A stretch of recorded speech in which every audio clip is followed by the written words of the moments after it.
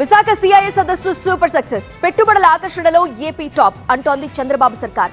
13,25,000 కోట్ల పెట్టుబడులు 16.31 లక్షల మందికి కల్పించేలా ఒప్పందాలు జరిగాయి.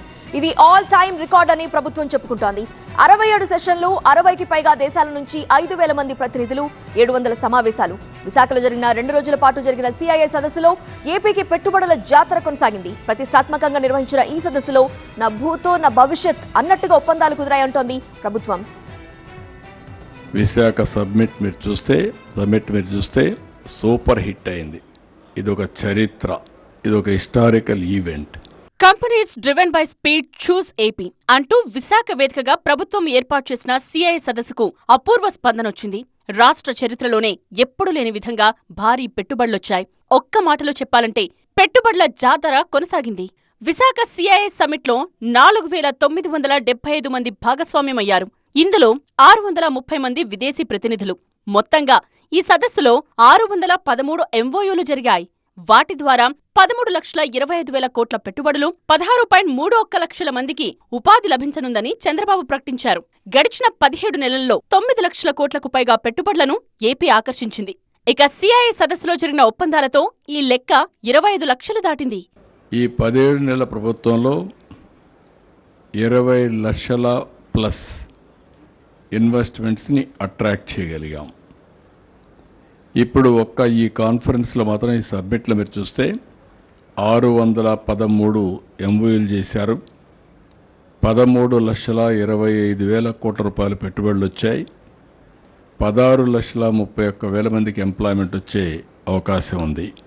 2 రోజుల పాటు జరిగిన సదస్సులో ఊహించని రీతిలో పెట్టుబడులు, టార్గెట్ కు మించి ఉద్యోగాలు రాబోతున్నట్టు ప్రభుత్వం ప్రకటించింది. ఈ సిఐఏ సదస్సు ద్వారా 20 లక్షల ఉద్యోగాల టార్గెట్ ను చేరుకుంటామన్నారు CM Chandrababu. 20 lakh investment for the last 18 months. We are going to create 20 lakhs plus jobs within 3 years, 4 years time.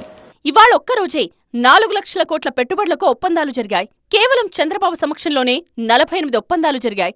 48,430 కోట్ల పెట్టుబడుల ద్వారా 94,155 మందికి ఉద్యోగ అవకాశాల కల్పనకు పలు సంస్థలతో ఎంఓయూ జరిగింది. అమరావతి, క్వాంటమ్ వ్యాలీకి 1980 కోట్లతో ఒప్పందం కుదిరింది. వైద్య ఆరోగ్యం, పెట్టుబడులు, మౌలిక సదుపాయాల కల్పన, పరిశ్రమలు, టెక్స్టైల్స్, పర్యాటక రంగాల్లో 48 ఒప్పందాలు జరిగాయి. ఇక మంత్రుల సమక్షంలోనూ భారీగా ఒప్పందాలు కుదిరాయి. 30 ministers have come from different countries. 67 plus sessions, parallel sessions we have conducted. 3,000 delegates have come. More than 650 overseas delegates. 60 countries participation. 700 B2B meetings. Visakha CIA సదస్సులో కేవలం పెట్టుబడులే కాదు, ఆలోచనల్ని కూడా పంచుకోగలిగామన్నారు చంద్రబాబు.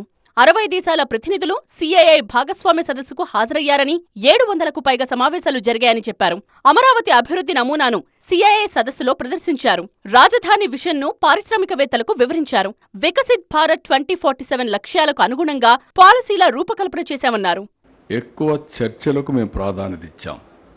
మామూలుగా మనం ఆలోచిస్తే ప్రపంచం అంతా కూడా ఇన్ని కంట్రీస్ దగ్గర రావడం, 650 మంది ఇంటర్నేషనల్ డెలిగేట్స్ రావడం, దేశంలో ఉండే అన్ని మెగా గ్రూప్స్ ఇక్కడ రావడం, అందరూ కలిసి వాళ్ళు ఎక్కడెక్కడ పెట్టుబడులు పెట్టగలుగుతారో పెట్టే విధంగా ముందుకు పోవడం, రెండోది వాళ్ళ నాలెడ్జ్ని షేర్ చేయడం.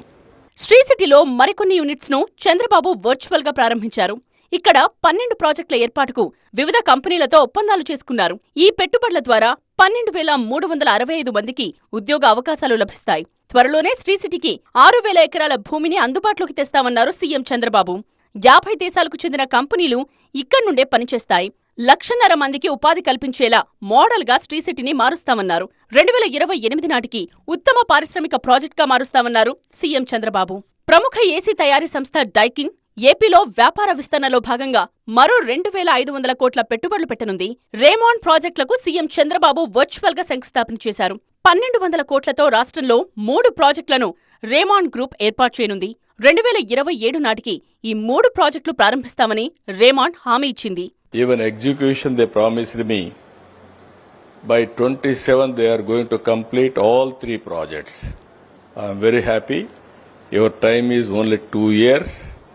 Now zero date started. I'm confident with your reputation, you are going to complete it. ఇక పర్యాటక రంగంలోనూ భారీగా పెట్టుబడులొచ్చాయి.